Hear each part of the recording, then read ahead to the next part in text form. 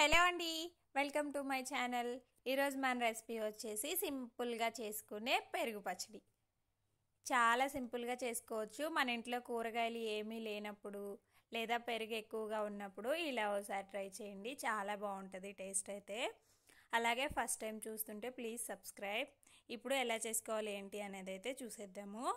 ముందుగా ఇక్కడ 2 ఉల్లిపాయలు తీసుకొని ఒకటి పొడవుగా ఒకటి సన్నగా చిన్న చిన్న ముక్కలుగా కట్ చేసుకున్నాను. అలాగే ఒక క్యారెట్ని తురుముకున్నాను, 4 పచ్చిమిర్చి, కొంచెం కరివేపాకు.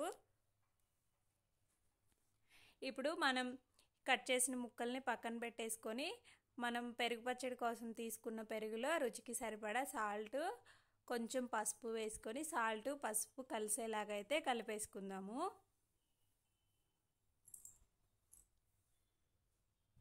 మొత్తం కలిసేలాగా ఒకసారి కలిపేసి దీన్ని పక్కన పెట్టేసుకొని ఇప్పుడు పోపు అయితే పెట్టేసుకుందాము. పోపు కోసం స్టవ్ మీద గిన్నె పెట్టేసుకొని అందులో పోపుకి సరిపడా ఆయిల్ వేసేసుకొని ఎండుమిర్చి, ఆవాలు, మినప్పప్పు, జీలకర్ర, పచ్చిశనగపప్పు, కొంచెం మెంతులు కూడా వేసేసి పోపునైతే కొంచెం వేయించుకుందాము. మెంతులు వేయటం వల్ల మధ్య మధ్యలో మెంతులు తగులుతూ టేస్ట్ బాగుంటుంది. మీకు ఇంట్రెస్ట్ లేకపోతే మెంతులు అయితే స్కిప్ చేయొచ్చు. ఇప్పుడు వచ్చేసి మనం పొడవుగా కట్ చేసుకున్నాం కదా, ఆ ఉల్లిపాయ ముక్కలు ఒక 4 పచ్చిమిర్చి ముక్కల్ని పోపులో అయితే వేసేసుకుందాం.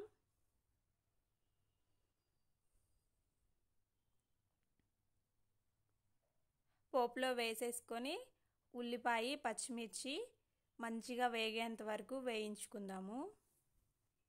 ఇక్కడ ఉల్లిపాయ పచ్చిమిర్చి మంచిగా వేగాయి కదా, ఇప్పుడు కొంచెం పచ్చి కరివేపాకు వేసుకుందాం.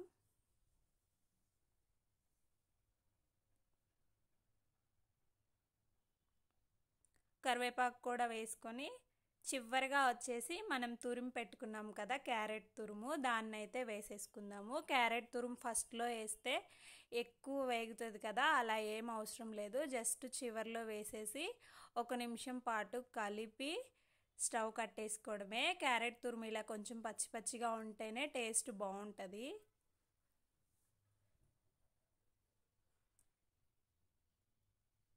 ఇలా క్యారెట్ వేగిన తర్వాత స్టవ్ కట్టేసుకొని ఇప్పుడు మనము పెరుగుని కలిపి పెట్టుకున్నాం కదా, ఇందులో వచ్చేసి సన్నగా కట్ చేసి పెట్టుకున్న ఉల్లిపాయ ముక్కలను అయితే వేసుకుందాము. ఇలా పచ్చి ఉల్లిపాయ ముక్కలు వేసుకోవటం వల్ల పెరుగు పచ్చడి టేస్ట్ అయితే ఇంకా బాగుంటుంది. ఉల్లిపాయ ముక్కలు పెరుగులో కలిసేలాగా మొత్తం ఒకసారి కలిపేసుకుందాము.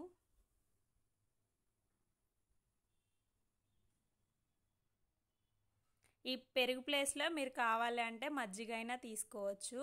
ఇప్పుడు మనం కలిపి పెట్టుకున్న పెరుగు మొత్తాన్ని పోపులో అయితే పోసేసుకుందాము.